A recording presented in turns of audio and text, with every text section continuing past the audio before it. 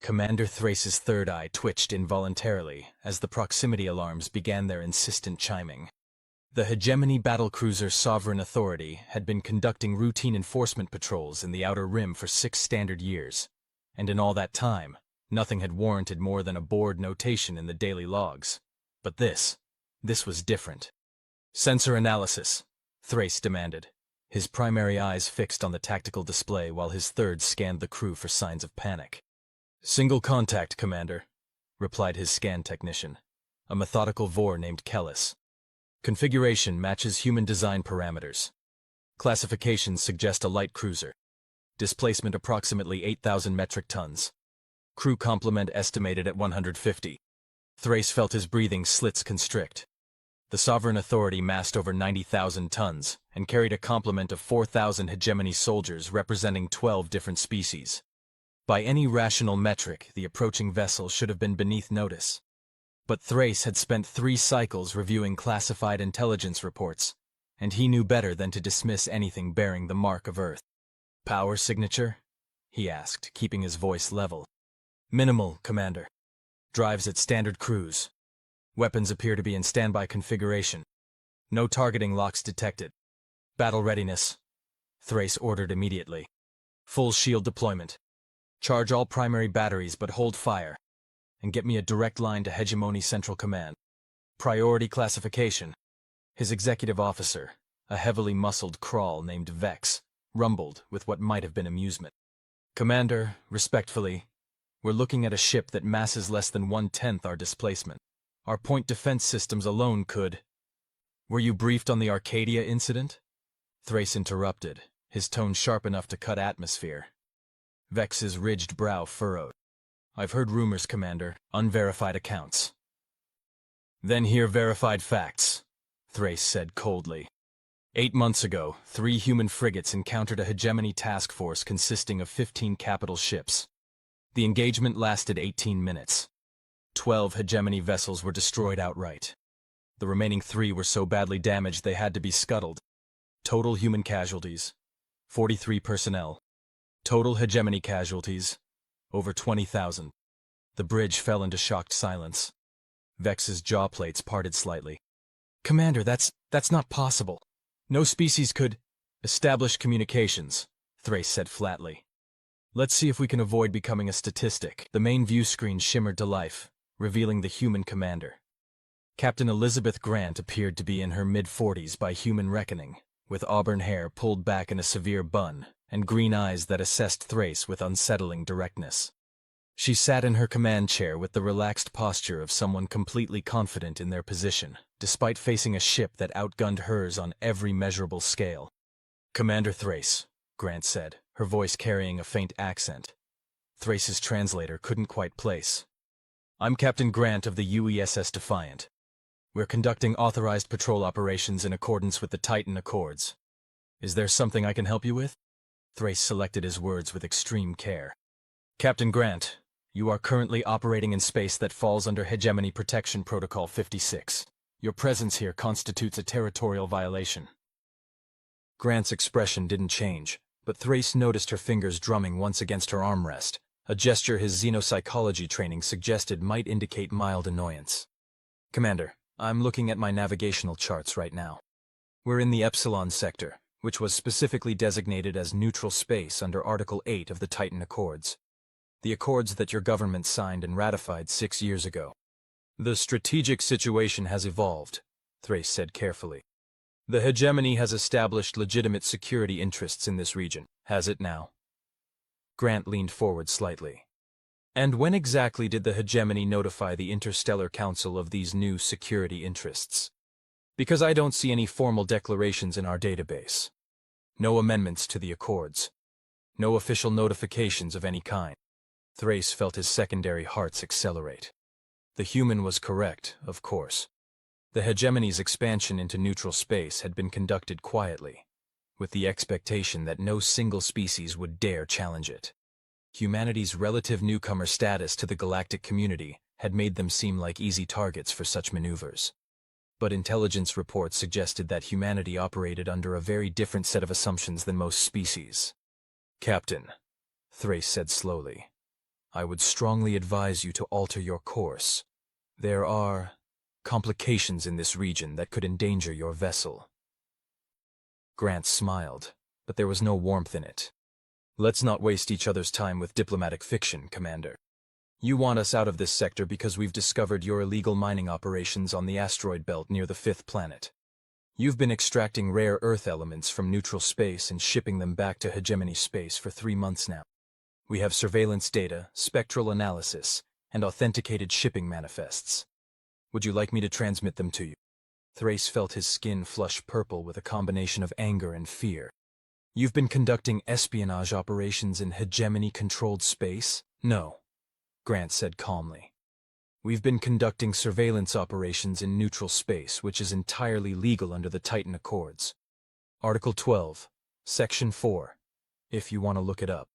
We're allowed to monitor for treaty violations, which is exactly what we found. The tactical situation was deteriorating rapidly. Thrace could see it unfolding on multiple levels: legal, political, military. His training told him to press the advantage, to use his overwhelming force superiority to compel compliance. But his intelligence briefings whispered warnings about human unpredictability. Captain Grant, Thrace said, forcing calm into his voice.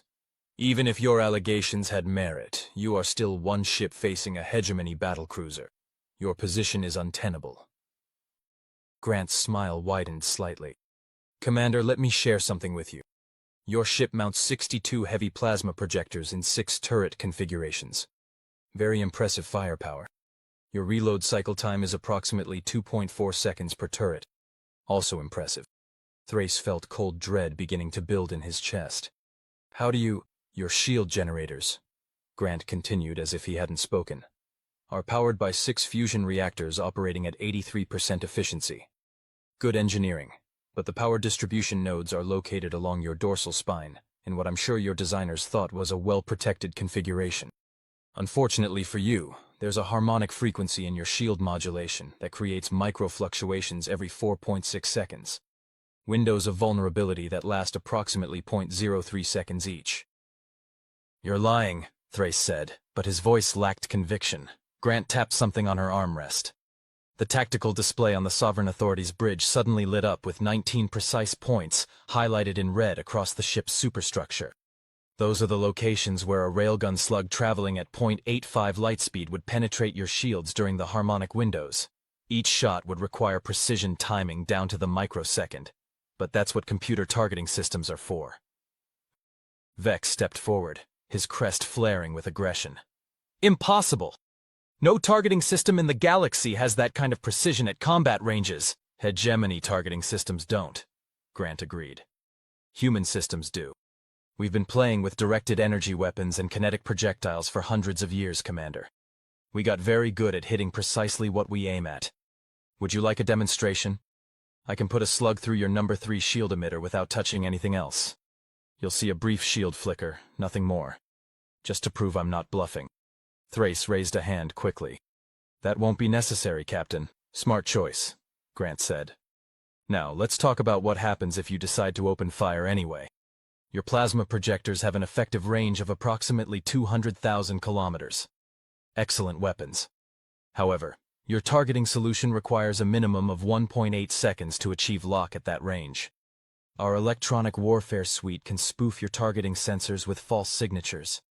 We've tested this against hegemony systems before. Your hit probability drops to approximately 38%. Even at 38%, Vex growled. We have 62 guns to your 24 railguns, 6 missile tubes, and 8-point defense lasers, Grant said pleasantly.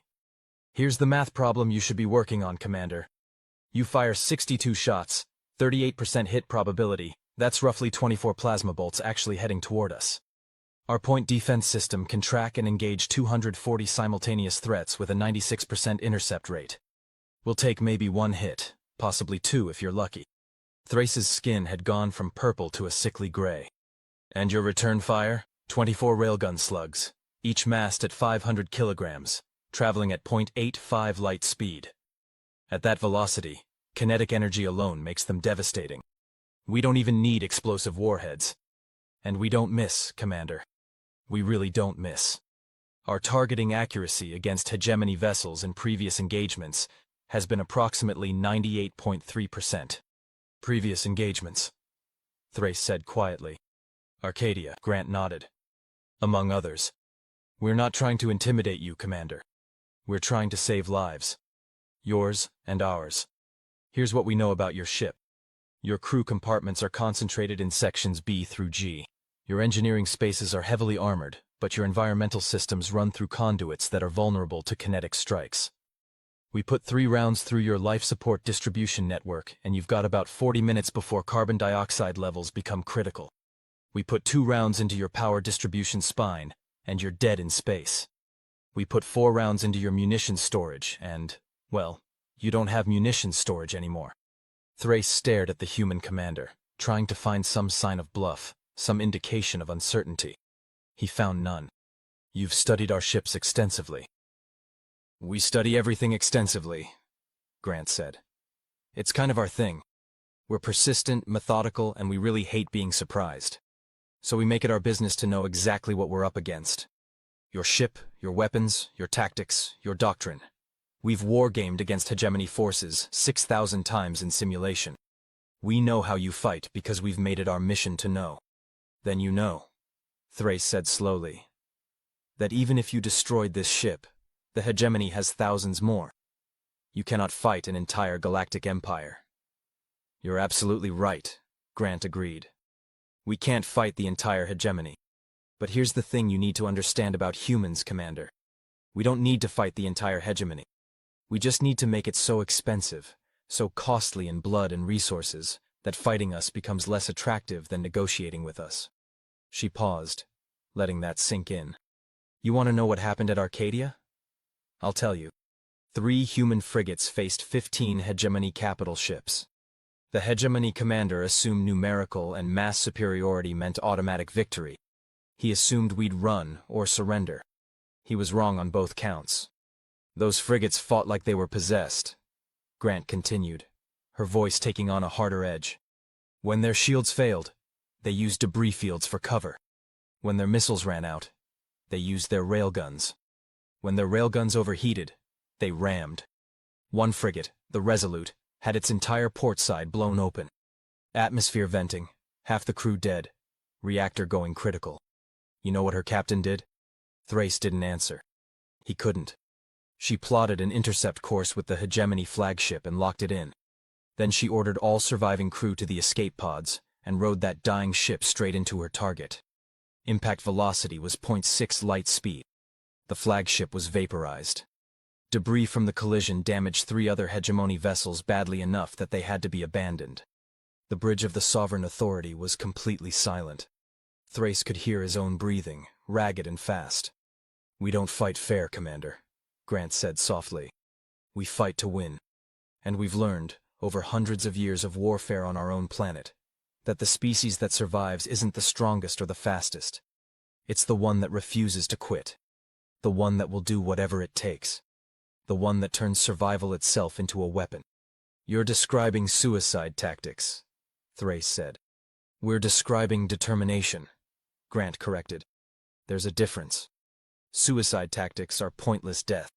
We're talking about calculated sacrifice for strategic advantage. We're talking about making the cost of fighting us so high that our enemies choose peace instead. She leaned back in her chair. Here's my offer, Commander.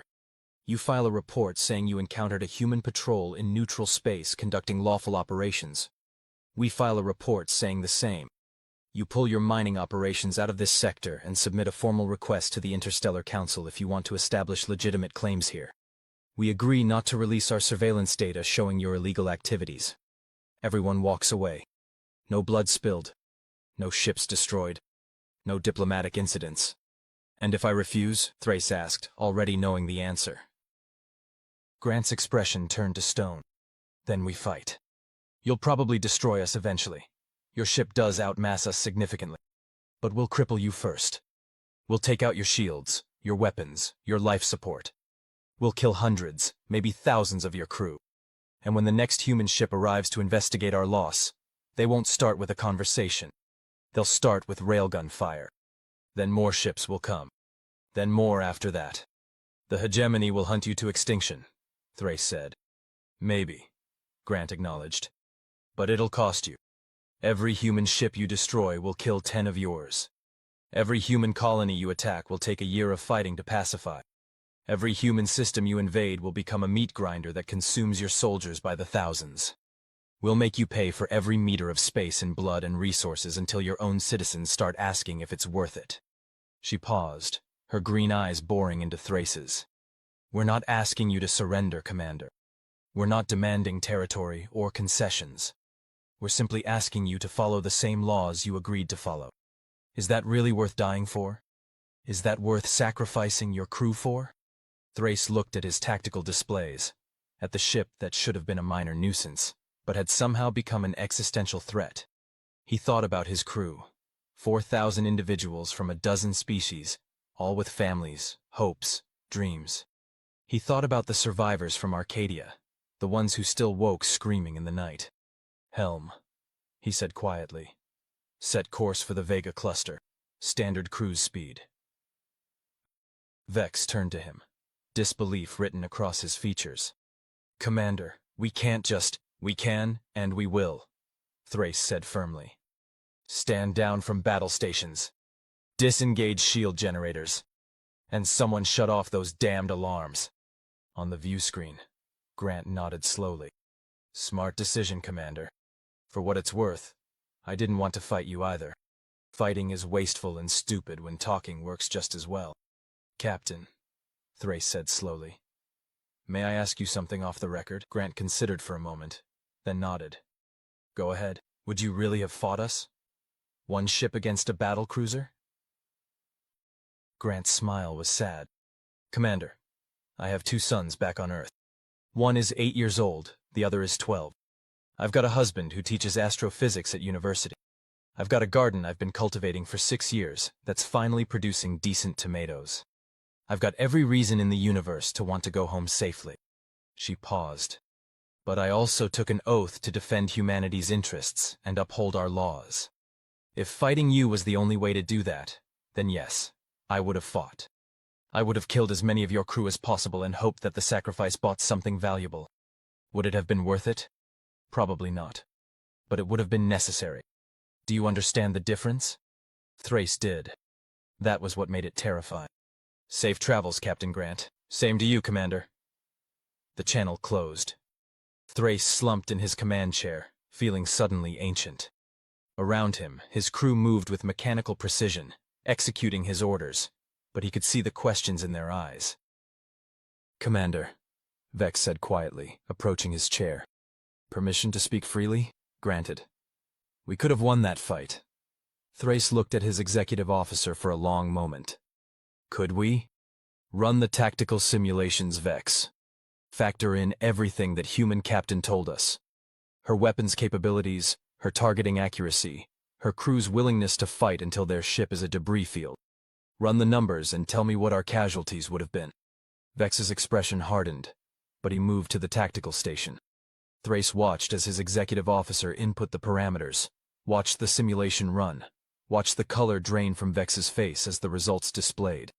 Estimated casualties, Vex said quietly. Range from 1,800 to 2,500 personnel.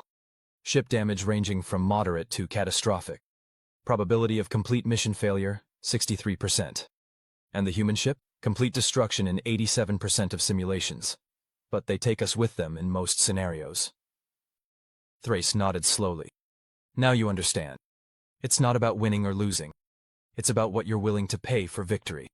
The hegemony has grown accustomed to easy victories, to species that surrender when faced with overwhelming force. But humans don't think that way.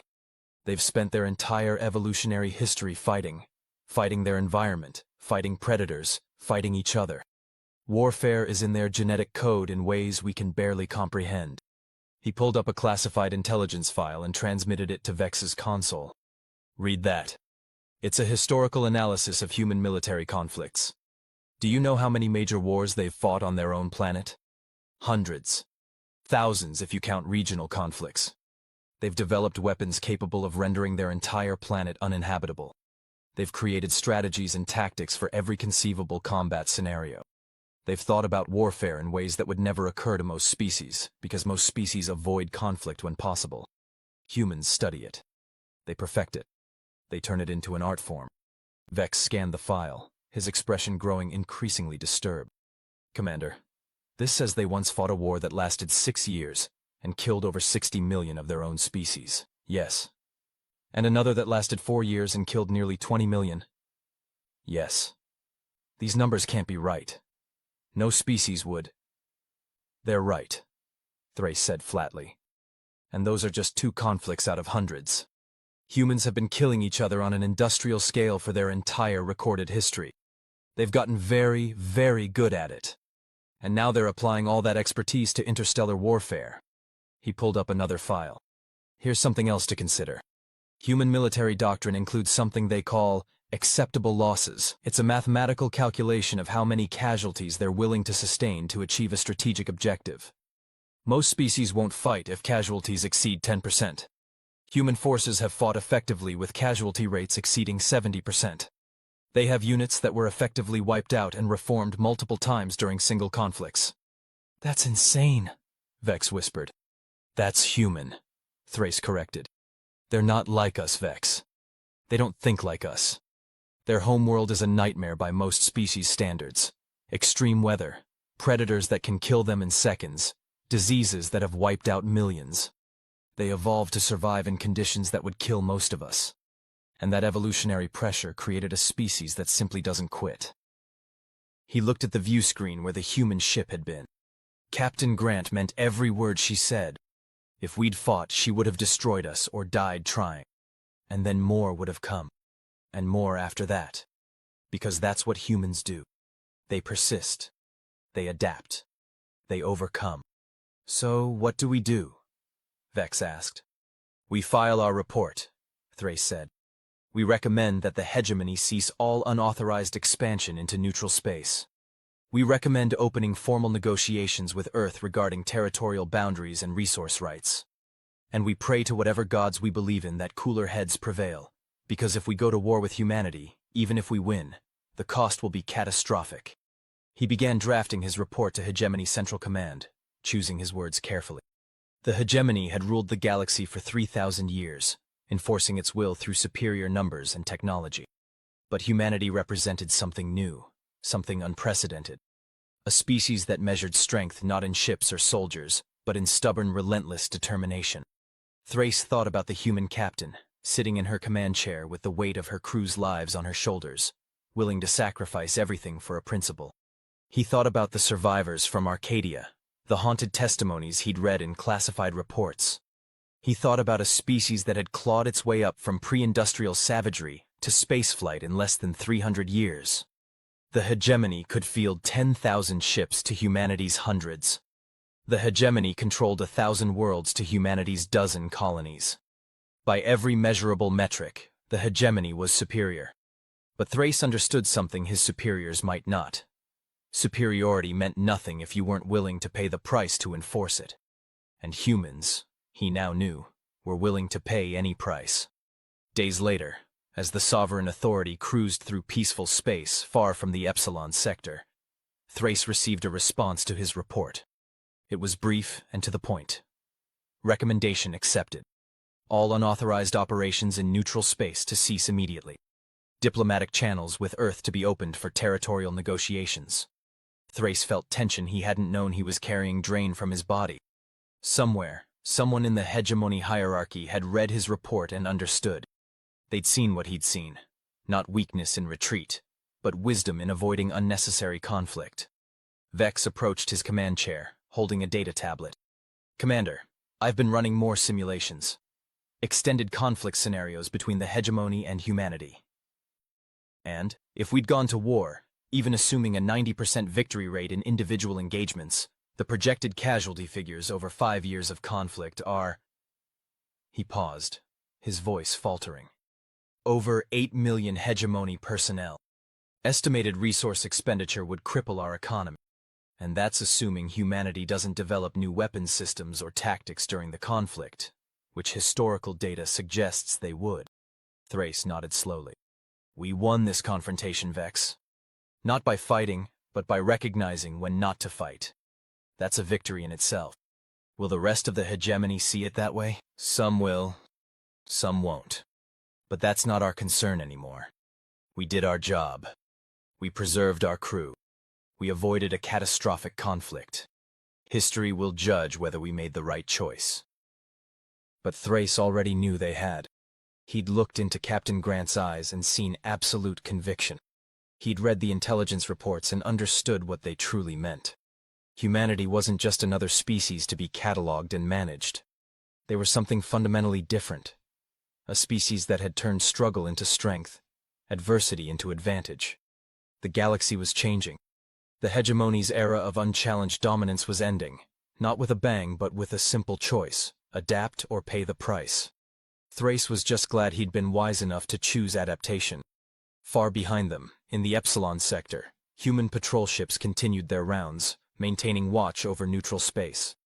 They were small ships crewed by determined people, carrying the weight of an entire species' hopes and fears. They were outgunned and outnumbered, but they had something that no amount of technology or military might could replicate. They had the absolute, unshakable conviction that some things were worth fighting for, even against impossible odds. And in the vast darkness of space, that conviction burned brighter than any star. 3 months after the encounter in the Epsilon sector, Commander Thrace found himself summoned to Hegemony Prime, the sprawling capital world that served as the political and military heart of the Empire. The summons had been formal, coded with priority markers that suggested his report had caused significant ripples through the upper echelons of power. The Hall of Strategic Assessment was an imposing structure, its walls lined with holographic displays showing real-time data from every corner of hegemony space. Thrace walked through corridors filled with officials from dozens of species, all moving with the purposeful urgency that characterized the nerve center of galactic governance. The briefing chamber was circular, with tiered seating that could accommodate several hundred attendees. Thrace was surprised to find it nearly full. High-ranking military commanders sat alongside civilian administrators and intelligence analysts. At the center podium stood Admiral Corinth, the hegemony's supreme military coordinator, a towering Vraxian whose crystalline exoskeleton refracted light in shifting patterns. "Commander Thrace," Corinth's voice resonated through the chamber's acoustics. "Your report on the Epsilon sector incident has been distributed to this assembly. Many have questions.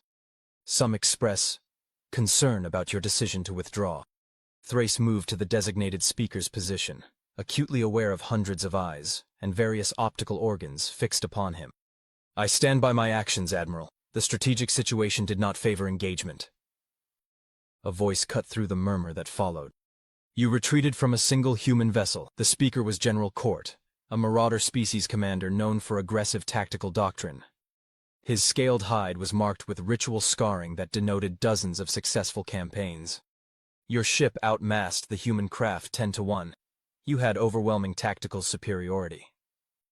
"On paper," Thrace agreed calmly.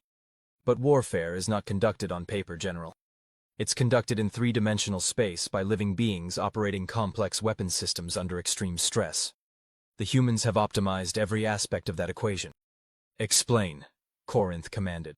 Thrace activated his personal data slate, and holographic displays materialized around the chamber. The human vessel was the UESS Defiant, a Constellation-class light cruiser. Standard human military architecture. When I analyzed their performance capabilities against our own, the results were sobering. The first display showed a comparative weapons analysis. Human railgun technology achieves muzzle velocities of 0.85 light speed using magnetic acceleration.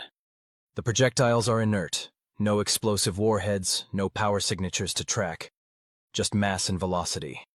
At those speeds, a 500-kilogram slug carries kinetic energy equivalent to approximately 600 megatons. Their targeting systems can place those rounds within a 2-meter accuracy radius at ranges exceeding 300,000 kilometers. Several commanders leaned forward, studying the data with new intensity. "Our plasma projectors," Thrace continued, "are powerful weapons. But plasma dissipates over distance, and requires target lock acquisition times that human electronic warfare systems can exploit. In simulated engagement scenarios, human point defense intercepts our fire with 96% efficiency." "Simulations," General Court scoffed. Theoretical projections, based on actual combat data from Arcadia, the Sirius skirmish, and 4 other documented encounters, Thrace countered. Human hit percentages in real combat conditions average 98.3%. That's not theory. That's measured performance against our ships. Another display materialized, showing casualty projections. The numbers drew sharp intakes of breath from around the chamber. In a direct engagement between the Sovereign Authority and the Defiant, Thrace said quietly, computer modeling suggests we had a 63% probability of destroying the human vessel. However, our projected casualties ranged from 1,800 to 2,500 personnel. Ship damage would have been severe enough to require months of repair work. All this to neutralize a single light cruiser. Sometimes casualties are necessary, another voice interjected. This was High Coordinator Valash, a senior political figure. The hegemony's authority must be maintained. Authority, Thrace said carefully, is only valuable if you survive to exercise it. The human captain offered a peaceful resolution that preserved both vessels and avoided an incident that could have escalated into something far worse. Admiral Corinth's crystalline structure pulsed with subtle color shifts.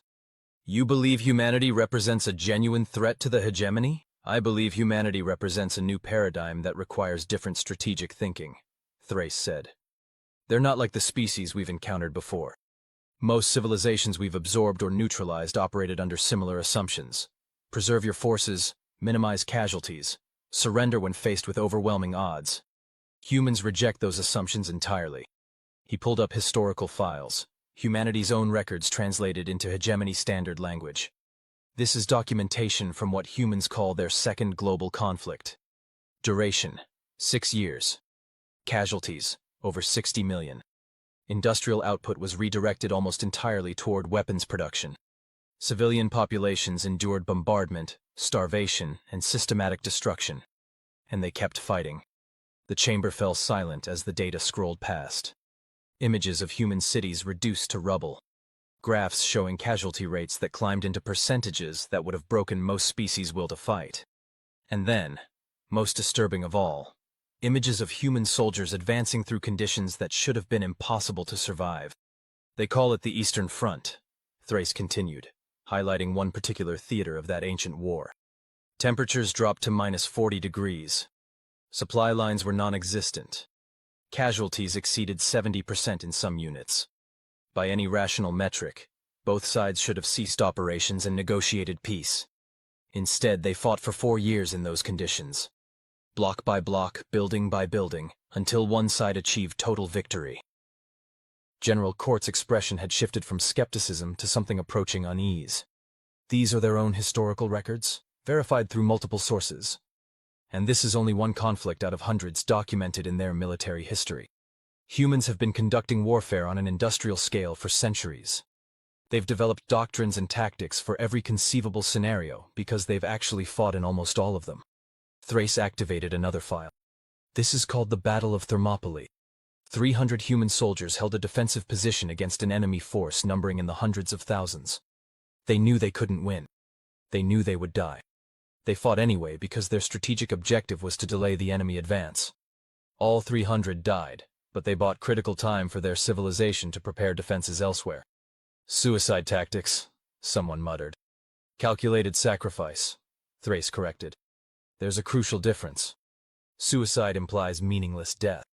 This was strategic expenditure of lives for specific objectives. And humans have elevated that concept to an art form. They have military decorations, awards for valor, specifically for soldiers who sacrifice themselves to save their comrades or achieve mission objectives. He let that sink in before continuing.